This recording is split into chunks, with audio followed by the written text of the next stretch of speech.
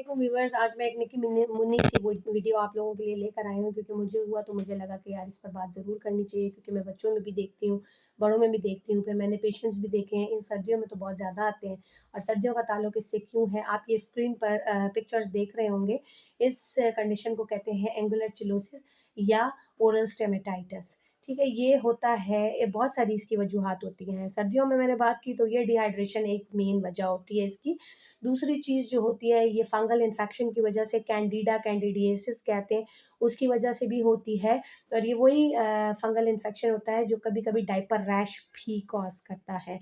और तीसरी जो मेन वजह इसकी होती है कि वो होती है आपके बी कॉम्प्लेक्स की डेफिशिएंसी, क्योंकि बहुत सारी चीज़ें जो हैं कभी हमारा फ्रूट इनटेक इतना अच्छा नहीं होता, कभी हमारा वेजिटेबल इनटेक इतना अच्छा नहीं होता। और पर्टिकुलरली जो मेन डेफिशिएंसी है जिसको हम हाईलाइट नहीं करते, क्योंकि हम बी कॉम्प्लेक्स तो दे देते हैं, लेकिन बी कॉम्प्लेक्स में पर्टिकुलरली उस विटामिन बी की हम बात नहीं करते, वो है बी2, जिसकी वजह से, जिसकी डेफिशिएंसी की वजह से एंगुलर चिलोसिस बहुत ज़्यादा कॉमन है। तो आज मैं बात करूँगी विटामिन बी2, उसके सोर्सेज के बारे में, और जो सप्लीमेंट, जिन सप्लीमेंट के अंदर विटामिन बी2 होता है, तो वो चीज़ें किस तरीके से आपने देनी है। दूसरी चीज़ जो आप पहले आपने असेस करना है कि एंगुलर चिलोसिस या स्टेमेटाइटिस की रीज़न क्या है, पहले वो असेस करना है, फिर अकॉर्डिंगली हम उसका ट्रीटमेंट करते हैं।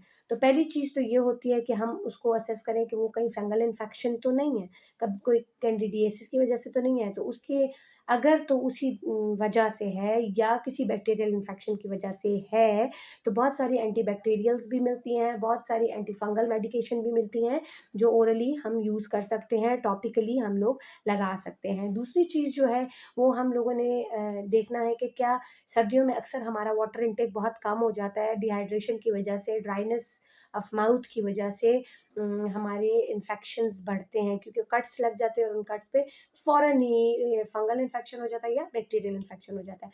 तो हमने डिहाइड्रेशन क्योर करनी है या ट्रीट करनी है, या हमने पानी की मिकदार बढ़ा देनी है। 8 से 10 ग्लास पानी हमने 24 आवर्स में कंज्यूम करना है या पीना है। तीसरी चीज़ जो हमने असेस करनी है, इसमें हम लोगों ने बी कॉम्प्लेक्सेस में पर्टिकुलरली वो वाले सप्लीमेंट्स हमने देख कर देने हैं जिसके अंदर विटामिन बी2 या राइबोफ्लेविन हो। ठीक है, उसकी मिकदार आप एडजस्ट करेंगे अकॉर्डिंग टू योर वेट, अपने डाइटिशियन से, अपने डॉक्टर्स के पास जाकर। और इन चीज़ों के साथ साथ जो खुराकें आपने लेनी है, तो चूँकि ये बड़ा पेनफुल होता है, बहुत ज़्यादा आपको स्पाइसी चीज़ें नहीं ले सक रहे होते, तो आपने ऐसी चीज़ें लेनी है जो फर्मेंटेड फॉर्म हो। लाइक आप योगर्ट लें, योगर्ट का बहुत ज़्यादा स्ट्रॉन्ग इफेक्ट है, पॉजिटिव इफेक्ट है कैंडिडियासिस को प्रिवेंट करने के लिए। दूसरी चीज़, आप ठंडी और मीठी चीज़ें, मतलब मीठी मिकदारों के उनके अंदर अपना कॉम्प्लेक्स कार्बोहाइड्रेट हो, ठीक है, तो वो आपने लेनी है। अगर आप रोटी सालन खाना चाह रहे हैं तो सालन में स्पाइसेस का इस्तेमाल कम से कम करें। और तीसरी चीज़ जो आपने करनी है, जो मेन चीज़ है, कि आप कोशिश करें कि अपने ओरल कैविटी को और अपने जो होंठों के फटे हुए होंठों के एरियाज़ जो हैं, जो कट्स लगे हुए एरियाज़ हैं, उनको ल्यूब्रिकेट रखें। वहाँ पे पेट्रोलियम जेली अप्लाई करें या ग्लिसरीन व्हाइट अप्लाई करें। ठीक है जी। और अपने डाइटिशियन या डॉक्टर से कंसल्ट करें, ताकि वो आपके राइबोफ्लेविन की डोज़ एडजस्ट कर दे। सम टाइम ये आयरन डेफिशिएंसी एनीमिया की वजह से भी होता है, और सम टाइम ये बी12 की डेफिशिएंसी की वजह से होता है, कि जब इंट्रिंसिक फैक्टर एब्सेंट होता है।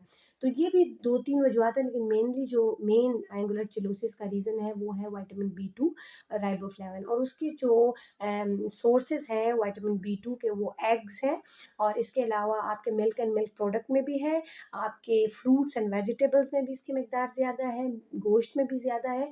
और इन चीज़ों को आप इसका इंटेक बढ़ाएं, लेकिन इस तरीके से कि आप स्पाइसेस ज़्यादा ना ऐड करें। बस ये एक छोटी सी वीडियो थी कि मैंने कहा, क्योंकि मुझे तकलीफ़ हुई, तो मैंने कहा ये तो बहुत सारे लोगों में कॉमन है, और मैंने रिसेंटली भी देखा है कि वो ओरल ब्लीड तक नौबत चली गई थी।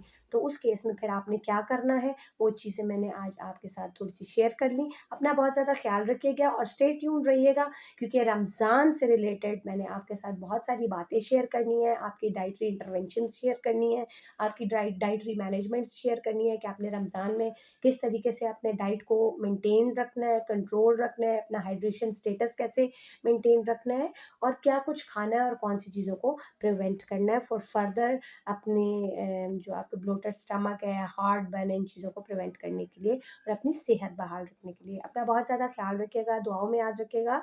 अल्लाह हाफ़िज़।